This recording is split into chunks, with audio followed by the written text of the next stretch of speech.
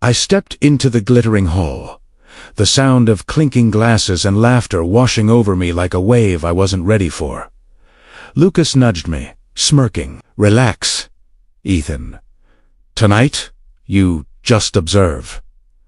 No awkwardness. I nodded, trying to ignore the pit in my stomach. My suit was decent, but compared to these people, it looked cheap. And then I saw her Vicky Bennett. She was leaning against the bar, laughing effortlessly. Golden hair catching the light, my chest tightened. "Lucas, she's you, like her?" Lucas interrupted, eyebrow raised. "You've been talking about her all week." I swallowed. "Yeah, I do." "She's I," trailed off. Words failed me. She wasn't just beautiful. There was this spark, like she knew she owned the room. Lucas laughed. "Go say hi. Then, what's the worst that can happen?" I took a deep breath and walked over. My palms were sweaty. "Hi, I'm Ethan." Vicky's eyes flicked to me. Curious. "Ethan, interesting name." "And you are—" I work in finance," I said, forcing confidence. "I'm just starting out." Her smile widened, but it wasn't warm. "Starting out? Huh, so you can't exactly afford a night like this?" I blinked. No, not really." She laughed, a high, musical laugh that cut straight through me. "Oh, that's adorable." She turned to her friends, whispering and giggling. I felt my face burn. Lucas appeared behind me, trying to hide his own grin. "Ethan, come on! Don't take it personally." I just wanted to talk to her," I muttered, my hands clenching. "Is it so wrong to want something you can't buy?" Lucas finished for me. He put a hand on my shoulder. "Forget Italiano. She's shallow. Man, not worth it." I forced a smile, but my stomach twisted. "Yeah, maybe." Vicky waved at someone across the room, and for a moment I saw how easy it was for her. No struggle, no effort, just charm and money. I wanted to punch something. Not her guessed everything. "Come on, let's get a drink," Lucas said, guiding me toward the bar. "You're not going to drown in embarrassment, are you?" I stared at the crowd, feeling small. I hate feeling this worthless." "You're not worthless," Lucas said, sharply. "You're ambitious. You're smart. And you're not like her." I laughed bitterly. "Yeah, not like her. My voice faltered. I wanted to be confident. I wanted her to see me, but she had already forgotten I existed. "Look, Ethan," Lucas said, his voice softer. "Don't let her laughter define you. She's a moment, not your life." I let his words sink in, but the sting remained. I wanted to run, scream, do anything, but I stayed rooted. My pride was bruised, but it was also burning. Something inside me snapped. "She laughed at me," I whispered to myself, almost inaudibly. Lucas squeezed my shoulder. "Good. Let it hurt. Let it fuel you. That's how you'll get past this and beat her at her own game someday." I looked back at Vicky, surrounded by her world of glitter and laughter, and my chest tightened with a mix of anger and determination. One day, she wouldn't be laughing. One day, she'd see me. And I promised myself I would never be powerless again. The office smelled of coffee and stress, the hum of computers filling the air. I stared at my screen, numbers and spreadsheets blurring together. Lucas popped his head over the cubicle wall. "You're still thinking about her?" he asked, smirking. I groaned. "Can't stop. She's everywhere. In my mind, in those stupid parties, everywhere." Lucas shook his head. "Man, focus. You've got work to do. Big clients coming in tomorrow. If you want to move up, you need to grind, not brood." "I know," I muttered. Sometimes it feels like no matter what I do, I'll never be enough. Not for her, not for anyone like her." Lucas crossed his arms. "Then stop worrying about anyone like her.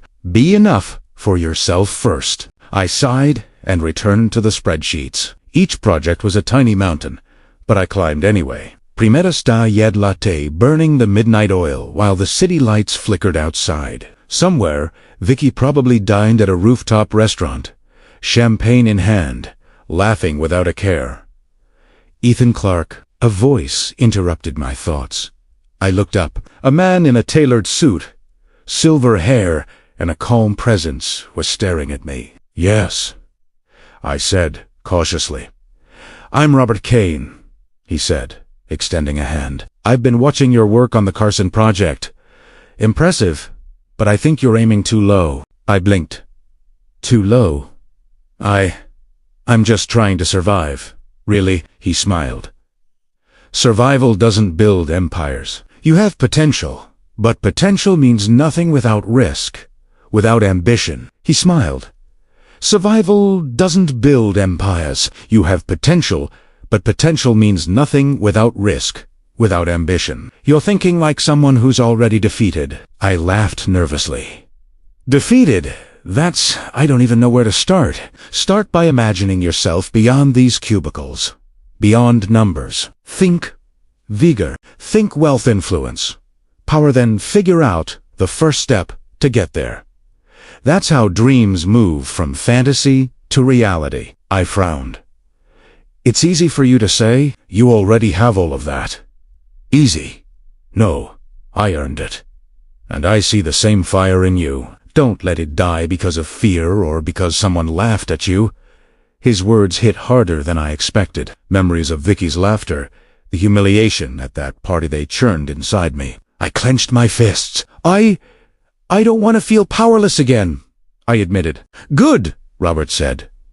"Then stop thinking small. Take calculated risks. Make decisions others wouldn't dare. Ambition isn't optional if you want respect or revenge." I nodded, heart pounding. "Revenge, maybe that's part of it too." He chuckled. "Let it fuel you.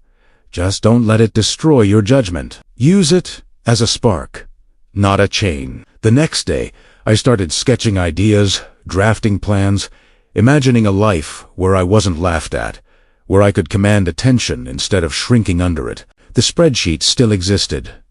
The work still needed doing, but my mind was no longer trapped in the confines of a cubicle. Lucas leaned against my desk the following morning. "You look different." I smiled. A little sharper this time. I'm done letting myself be small. Done letting her laughter define me. Lucas grinned. "Finally, about time. Just don't lose yourself in the process." "I won't," I said, more to myself than to him. For the first time, I felt a plan forming. Not just to survive, not just to climb a few rungs on the corporate ladder, to thrive, to grow rich, powerful, untouchable, and one day to make sure the laughter that cut me so deeply would belong to someone else entirely. I closed my laptop with purpose. "No more small dreams," I whispered. No more being laughed at. The ballroom was alive with music and chatter, chandeliers sparkling above. I spotted Vicky across the room, her laughter floating through the air like a blade. My chest tightened, but I walked toward her anyway. "Vicky," I said, forcing a smile. Sie turned, her eyes flicking over me with something I couldn't read. "Ethan," she said slowly, tilting her head. "You came." I wanted to. I started, but she cut me off with that same cold smile. "You know, I just don't see us the same way," she said, her tone casual, almost rehearsed. "I think we should stay friends." My stomach sank. "Friends," I managed, my voice trembling. "After everything." She shrugged lightly, as if the word carried no weight at all. "I have different priorities now. You understand, right?" I stared, speechless. The laughter I had feared returned, not hers this time, but in my mind, mocking me, reminding me how powerless I felt. Lucas appeared beside me, placing a steady hand on my shoulder. "Ethan, forget her. Seriously." "I can't just forget," I hissed, my teeth clenched. She made a fool out of me. Yeah, she did. Lucas admitted, but sitting here and brooding won't fix it. You need to move forward. Trust me, this isn't the end of you. Not by a long shot. I shook my head, anger rising. Move forward. How? How do you just move forward when someone laughs at your entire worth? You grow, Lucas said firmly. You build something she can't touch. And one day, she'll see, not because you wanted her to see, but because you became more than she could ever imagine. His words sank in, but my heart still throbbed. I glanced back at Vicky, now spinning in someone else's arms, smiling, oblivious. I wanted to storm the room, scream, show her she couldn't break me, but I didn't. Instead, I leaned closer to Lucas. I don't want to be that man again. Small, weak laughed at. You won't be, Lucas said.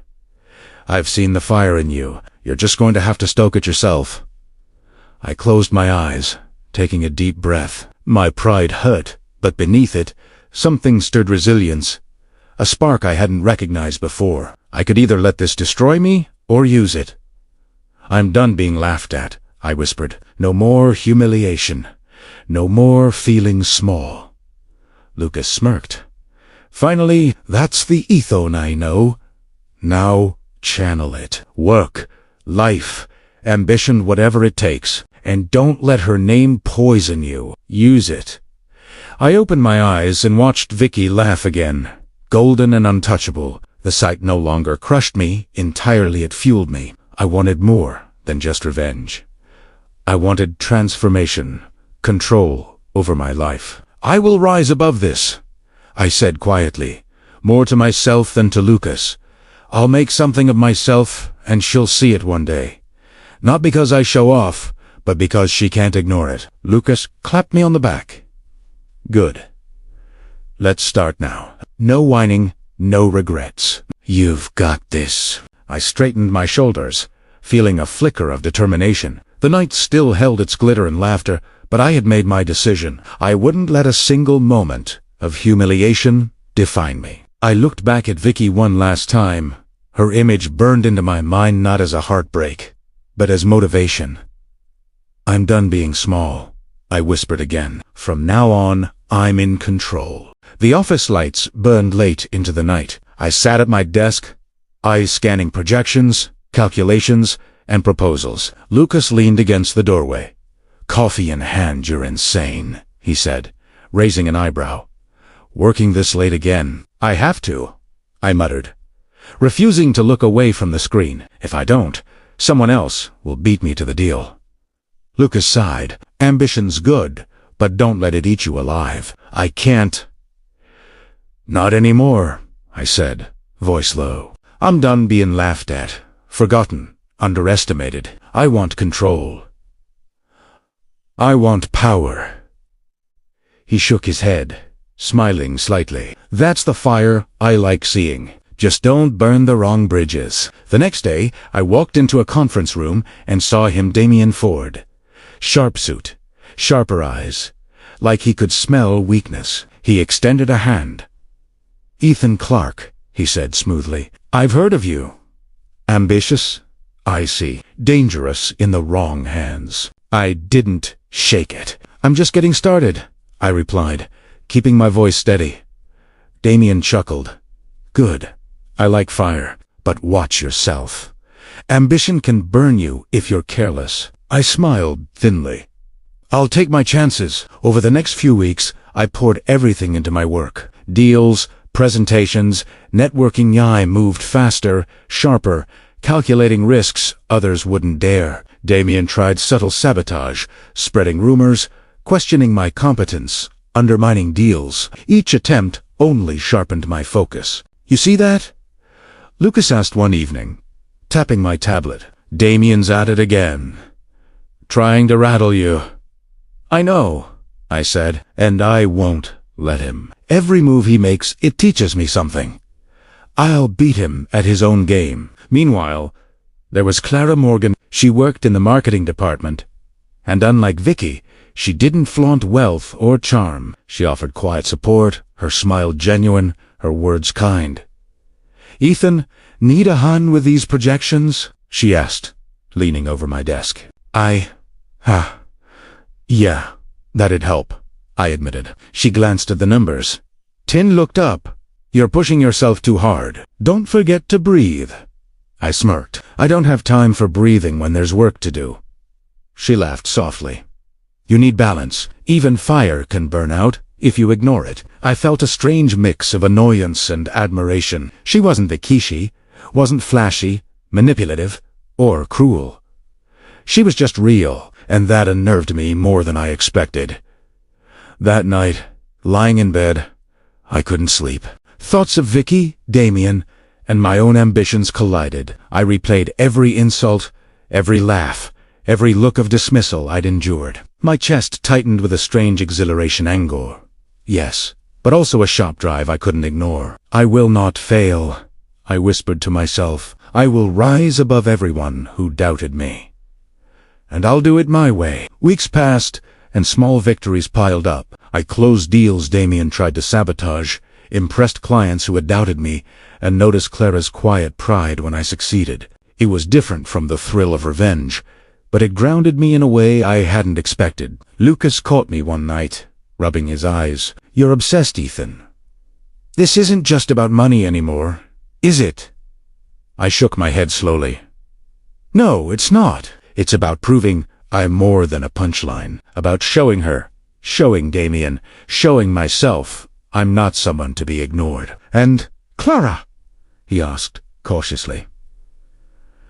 I paused. She reminds me there's more to life than just revenge. Maybe that's part of the fire, to the parts I need to keep me sane." Lucas nodded, understanding. "Good. Just don't let the fire consume everything." I stared out the window, city lights stretching endlessly. The world was mine to conquer, if I dared. Every insult, every laugh, every betrayal fueled me. I could feel the fire in my veins, sharp and hot, and I knew I wouldn't stop until I controlled it all. I whispered one last vow to myself.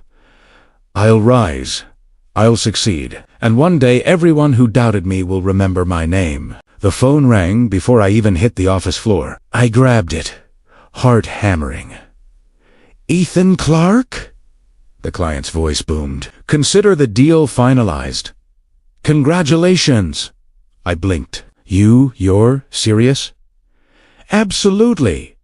You impressed us. Well done." I hung up, shaking. Lucas appeared behind me, grinning like a fool. "Well, what happened?" I did it," I whispered, voice trembling. "I actually did it." He clapped me on the shoulder. "See, Primera, told you. Fire beats fear." For the next few hours, I replayed every step that led to this moment. The nights of exhaustion, the late nights poring over contracts, Damien Ford's subtle interference. His attempts to sabotage me had failed spectacularly. Every doubt he planted backfired, only sharpening my resolve. "You're smiling like a lunatic," Lucas said, sipping his coffee. "And you should be. First, big win. Huh? Feels unreal," I admitted, like I'm finally getting something back, like the world is noticing me for once. Later that evening, I attended a charity gala, trying to appear calm, professional. The room glittered with high society, but my focus was elsewhere. And then I saw her. She was laughing with a group of people, her posture perfect, her smile effortless. But this time, something was different. Her eyes flicked to me, and I saw a flash envy, subtle but undeniable. Lucas nudged me. "Careful. Don't let her get in your head." "I won't," I said, gripping my glass. "I'm not that man anymore." Vicky walked past, pretending to ignore me, and I felt the old sting, just a flicker. My fingers tightened around the glass, a strange mix of satisfaction and restraint coursing through me. I leaned closer to Lucas. "She's noticing, isn't she?" He smirked. "Maybe. But let her. You don't need to confront her. You're beyond that now." I nodded, trying to focus. The gala was filled with conversations, handshakes, and deals that could elevate my career even further. I caught glimpses of Damien in the crowd, watching, calculating, no doubt plotting his next move. "Ethan Clark," a voice interrupted. I turned. A client I'd been working with approached. "Heard about your recent deal. Impressive work." "Thank you," I said, holding my composure. "It's been a challenge, but worth it." "You have a knack for this," the client said. "I'm looking forward to seeing what you do next." I smiled, inwardly relishing the small victories. Every handshake, every compliment, every glance from someone I hadn't impressed before was a reminder that I was rising. Later, Lucas pulled me aside. "You're changing, you know that." I admitted, but it's not just about the money. It's about control, about proving I'm not the same guy she laughed at. "And the old fire?" he asked. I exhaled slowly. "Still there, but I'm learning to channel it differently. Growth, revenge, it's all tangled. But I think I'm finally finding balance." Across the room, Vicky's gaze met mine for a brief moment. No words were exchanged. Just acknowledgement. She had seen the change, maybe felt it, and for the first time, I felt no urge to confront her, no need to demand recognition. I let her see, silently, from afar. Lucas nudged me, ready to enjoy the moment. I nodded. "Yeah, for the first time, I'm enjoying it my way." I walked through the gala, shaking hands, accepting congratulations, feeling the subtle weight of respect for the first time. Damien might still plot, Vicky might still envy, but this was my first real victory. And it hurt, strangely, to think how much sweeter it would have been if the old me had known it. But I wasn't that man anymore. I had my first victory and I knew the scars I carried only made it mean more. I slammed my laptop shut, rubbing my eyes. Another long night of numbers, projections, and endless negotiations. Lucas appeared at the doorway, arms crossed, frowning. "You're pushing too hard," he said. "You've barely eaten, barely slept." "What's wrong with you?" "I can't stop," I replied, voice tight. "Every deal, every move, it has to count. I can't afford mistakes. Not now. Not now. Ethan, you're burning bridges. People notice when someone's obsessed." I clenched my jaw. "I don't care what they notice. I care about the results." Lucas shook his head. "Care about the results. Sure, but don't lose yourself in the process. You're isolating yourself. You're pushing everyone away, even me." "I know," I said, though my tone was defensive. "But this is temporary. I have to reach the top first. Then I'll fix the rest." He gave me a long look. "Top or revenge?" I hesitated. "Both," I admitted quietly. "I want to prove I'm more than what she laughed at. And if that means beating her at her own game, fine." The next day, an ethical dilemma hit hard. A client hinted that cutting a corner could secure a massive deal. I froze. "Do it," Lucas whispered when he saw me hesitate. "It's just business." I can't," I said, shaking my head. "It feels wrong," Lucas sighed.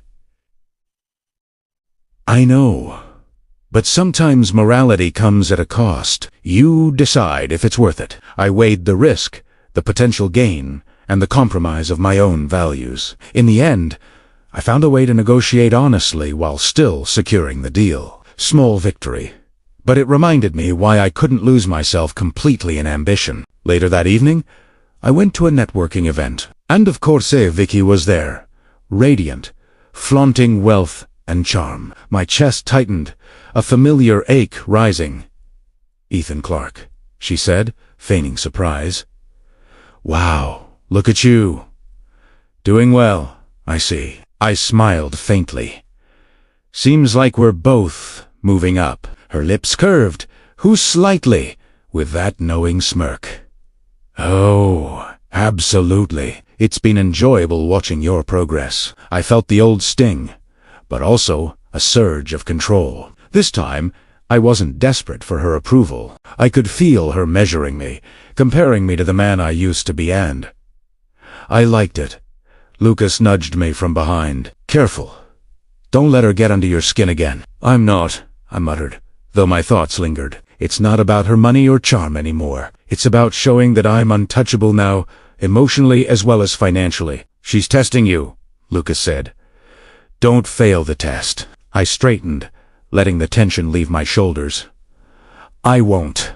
This isn't just revenge. It's closure. It's superiority of the mind, not just the bank account. The night wore on, deals were discussed, handshakes exchanged, and I realized something vital. Ambition had a price: strained friendships, sleepless nights, moral dilemmas, but it also had a reward: self-respect. Lucas caught my eye as we left. You're growing, Ethan.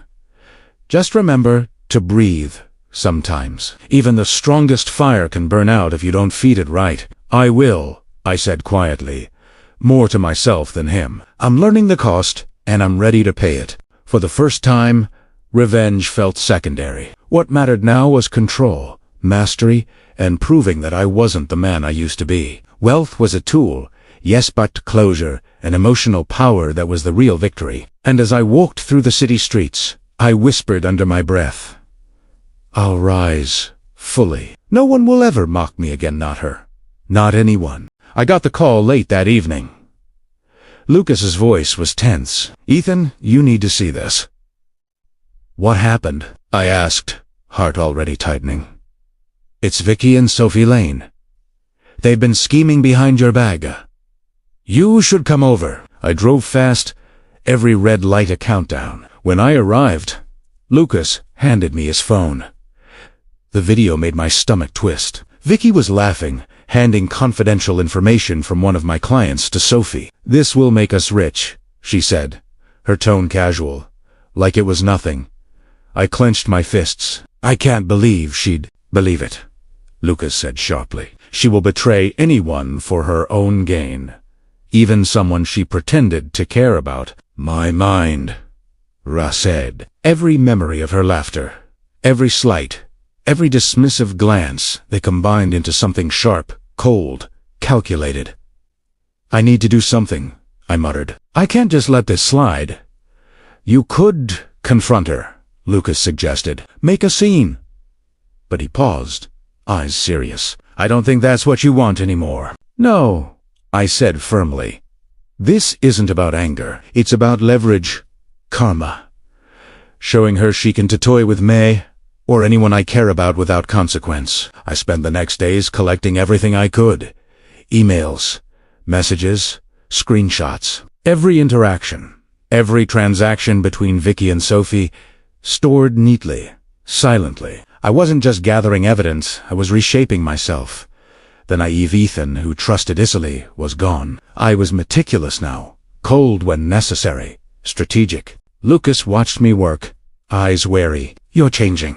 Ethan, this isn't just revenge anymore, is it? No, I admitted, not looking up.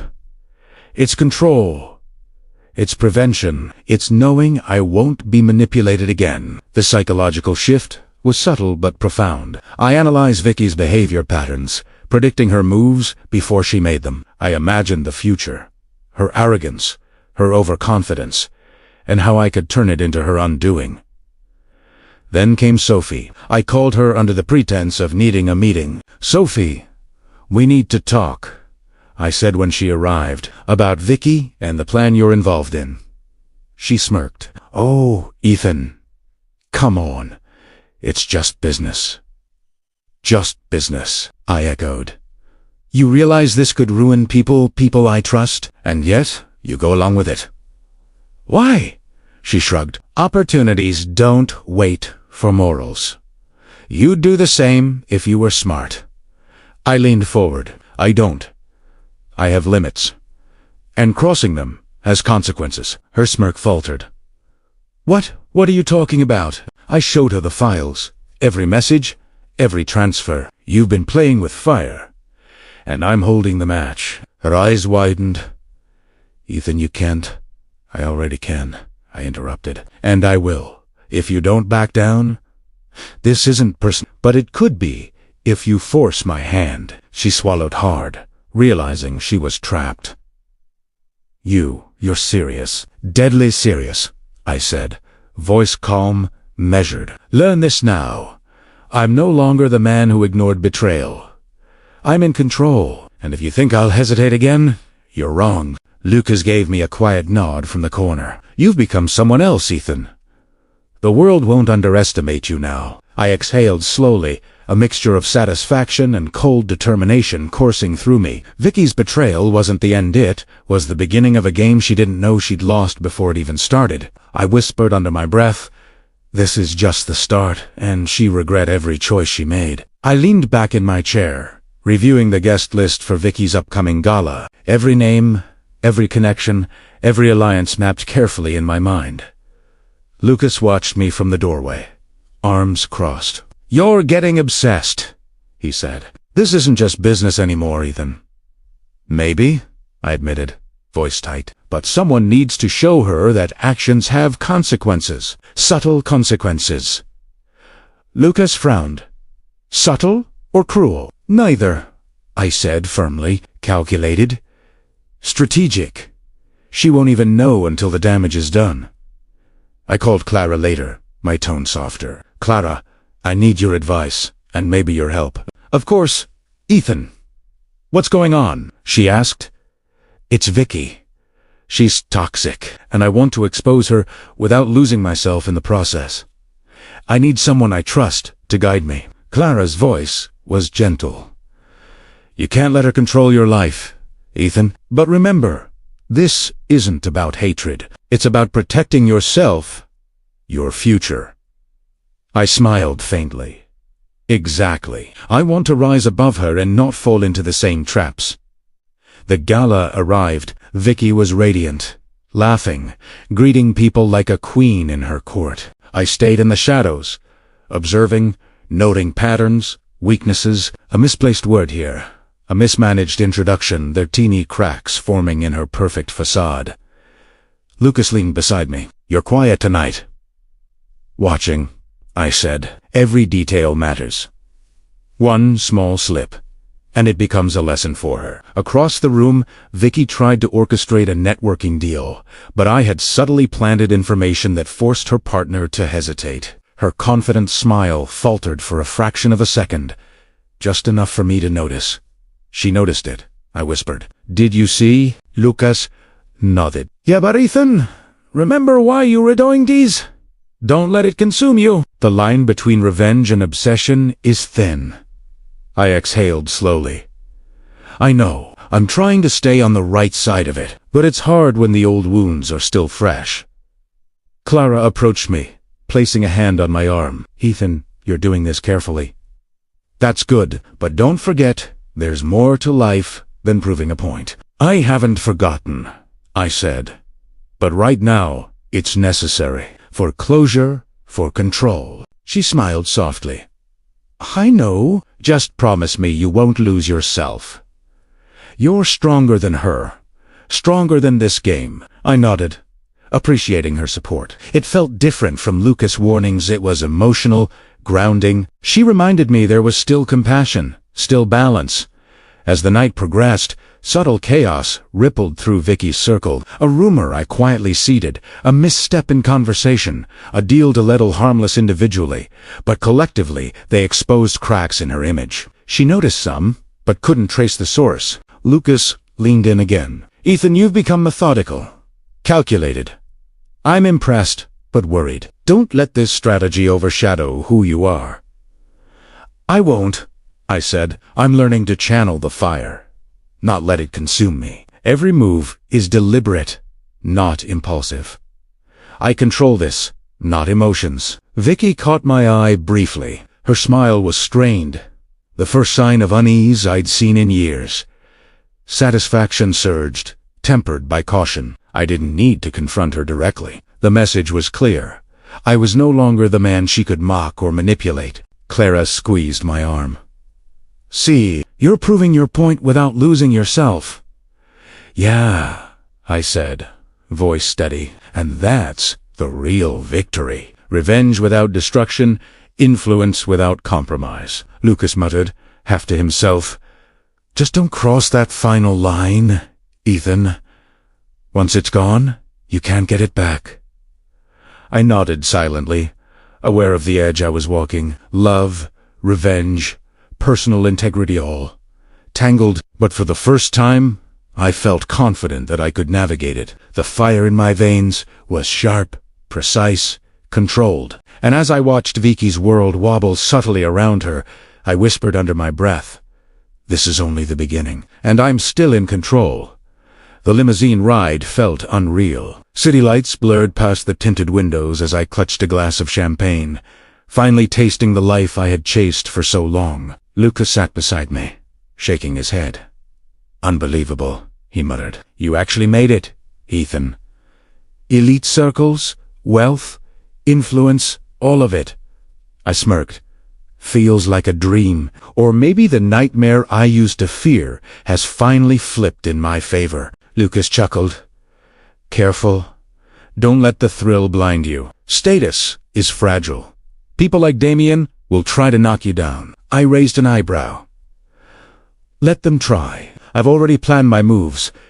He won't see it coming." At the gala, the elite mingled, toasts rising and falling like waves. I spotted Vicky lining against the bar, radiant as ever. Her eyes widened when she saw me, but she quickly masked it with a practiced smile. "Ethan Clark," she purred as she approached.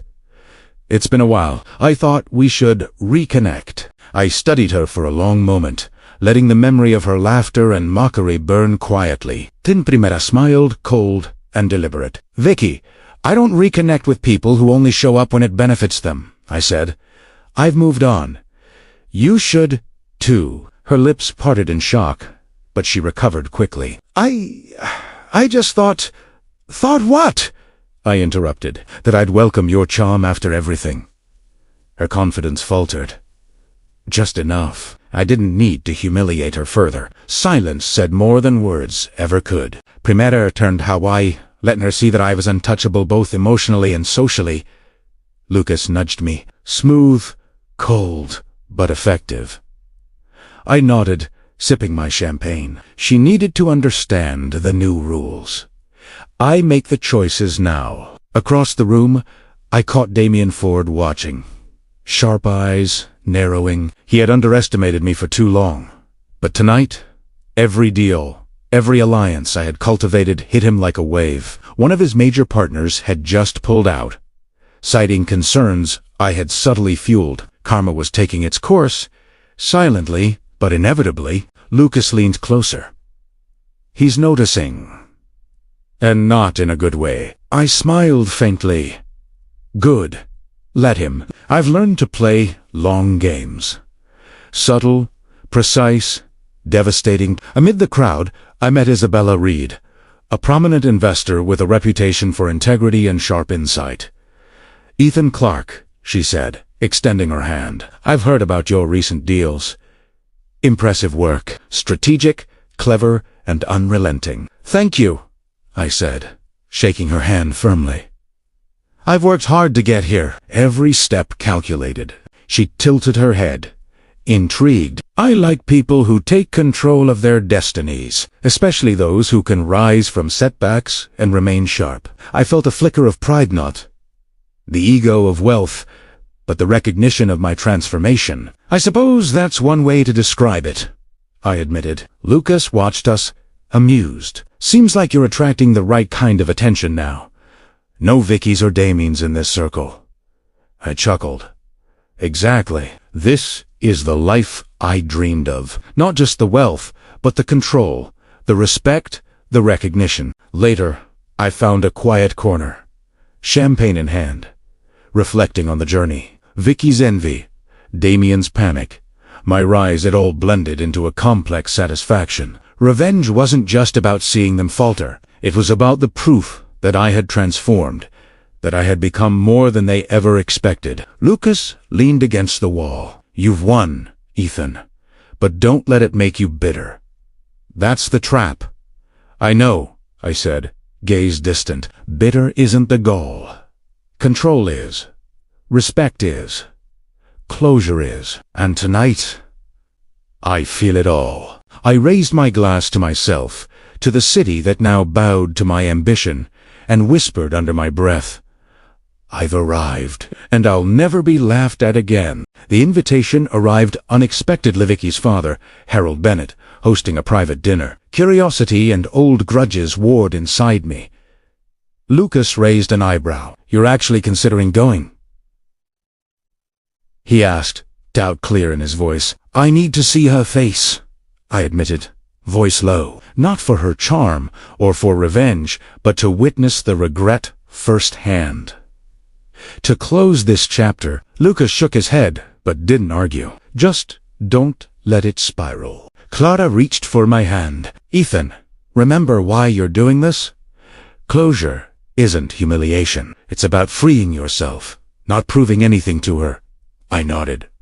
I know. That's the challenge. Keeping control without letting the past dictate my actions. The dinner was lavish. Every detail designed to impress. Vicky approached as I entered, her smile forced, fragile. Ethan Clark, she said softly, trying to hide the tension in her voice. I didn't expect you. I expected you, I replied, calm, measured. But your reaction is telling. Regret suits you. Her eyes widened, searching mine. I never imagined you'd become this confident, respected, successful. Stop, I interrupted gently. Don't. The apologies, the excuses, they mean nothing if your actions don't change. She swallowed hard. Ethan.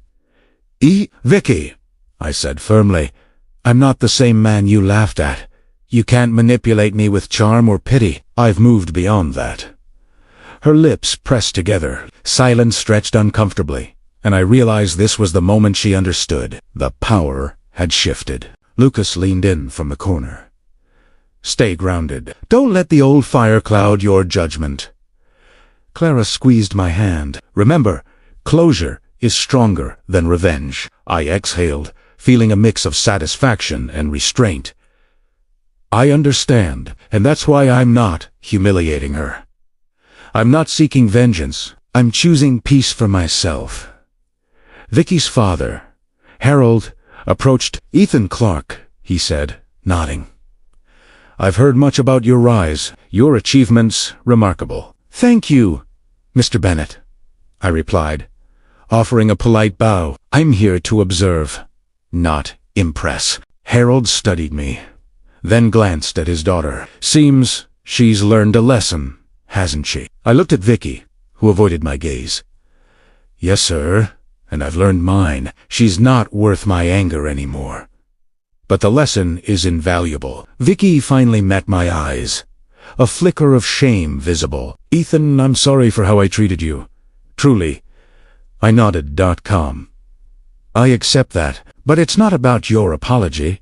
It's about me letting go. You'll live with your choices, and I'll live with mine. Her shoulders slumped slightly, the facade gone. She realized what she had lost, but I felt nothing but clarity. This was closure, freedom from bitterness, not dominance. Lucas whispered, You've done well. This is stronger than any revenge. Clara smiled. Exactly. You proved yourself without stooping to her level. That's power. Primera Lia Ned Buck, letting the warmth of the room and the satisfaction of control wash over me. I didn't need her validation. I didn't need her recognition. The man I had become was enough. Vicky's eyes lingered on me, a mixture of admiration, envy, and regret. She wanted something from me: attention, forgiveness, perhaps even affection, but I offered nothing beyond composure. I wish you well, I said finally, calm but final. This chapter is closed. I hope you find your way, but I've found mine. She nodded, lips trembling. No words, no please, just acknowledgement. That was enough. As we left, Lucas and Clara flanked me. Lucas whispered, Closure suits you. You're untouchable now, not because of wealth, but because of who you've become. Clara added softly, and you'll carry this strength forward, unshaken by past wounds. That's true victory. I glanced back at Vicky one last time. The regret in her eyes was mine to observe. But it no longer mattered. I had reclaimed my life, my pride, my future. And as we stepped into the night, I whispered to myself, I am free. I am stronger. And I've finally let go. I watched from my office window as the city lights flickered, a quiet satisfaction settling over me. Lucas leaned against the doorframe, holding 2 coffees. You look peaceful, he said, not something I expected to see after all this chaos. I am, I admitted, taking the cup. Itse over. Vika, Damien, they've both faced the consequences of their choices. I didn't need to strike personally. Life did it for me. Lucas nodded slowly. I suppose that's better than revenge? Cleaner. Much cleaner, I said, swirling the coffee. And more permanent. I've finally realized that closure isn't about making them pits, about reclaiming myself. Clara entered quietly, a small smile on her lips. You've done well, Ethan. Watching you these past months, you've transformed. I met her gaze. I had to. The man I was before, naive, reactive, he wouldn't survive this world or me. You've earned more than wealth, she said. You've earned clarity, control, and respect. Not from others, but from yourself. Her words warmed something I hadn't felt in years. Peace. A life without bitterness was possible, I realized, even after everything I'd endured. Speaking of respect, Lucas said, glancing at his watch, Damien just conceded. Publicly, he admitted he underestimated you. I allowed myself a faint smile. Finally, he's smart enough to know when the game is over, even if it cost him pride. Karma's subtle, but it always finds a way. Clara chuckled softly. And Vicky? She's unsettled, I admitted, leaning back. Her life isn't ruined, but her arrogance, her miscalculations there, all hers to face. She can't manipulate anyone now. And she knows it. That's enough. Lucas smirked. It seems you've become untouchable. Ethan. Wealth, strategy, and emotional control. I've become someone I respect, I said quietly. That's the point. Nothing else matters. Clara sat beside me, her hand brushing mine. You know, you didn't just survive this, you grew. And you didn't lose yourself in hatred, which makes you stronger than anyone you've faced. I let her words sink in. It's strange, I admitted. For so long, I thought revenge was the goal. But the real victory is self-mastery, choosing peace over bitterness, integrity over temptation. Lucas chuckled. Sounds philosophical. For you, that's huge. You're finally human again, not just a machine of vengeance. I smiled at him. Thanks. And Clara, you helped me remember that life isn't only about proving something to others. It's about what we carry within. Her smile deepened. And what we carry together. Perhaps I felt a flicker of warmth I hadn't allowed myself in years. Not lust, not obsession, but trust, companionship, connection. Something real. Lucas glanced between us, teasing lightly. Careful, Ethan. Don't let the peaceful philosopher fool you into thinking he's ready to settle. I laughed softly. I'm not settled yet, but I've learned patience, awareness, and balance. That's enough for now. I turned back to the city, lights reflecting in my eyes. Every deal, every betrayal, every sleepless night it had led me here. Not to riches alone, but to self-respect, resilience, and closure. Do you ever think about the old days? Lucas asked quietly. All the time, I said. But I don't dwell. The man I was, he was necessary to become the man I am now. Naive, yes. Vulnerable, yes. But he made this journey possible. Clara squeezed my hand again. And now, who are you? I looked at her, calm, confident, resolute. I'm Ethan Clark. Stronger, wiser, free, and ready for whatever comes next. The three of us stood in quiet camaraderie, the shadows of past betrayals behind us. I whispered to myself, I am no longer the boy who was laughed at. I am the man who walks in his own light. I stood on the balcony, the city sprawling beneath me, a network of lights reflecting my journey. Lucas joined me, coffee in, and "You seem content," he said quietly, eyes scanning the skyline.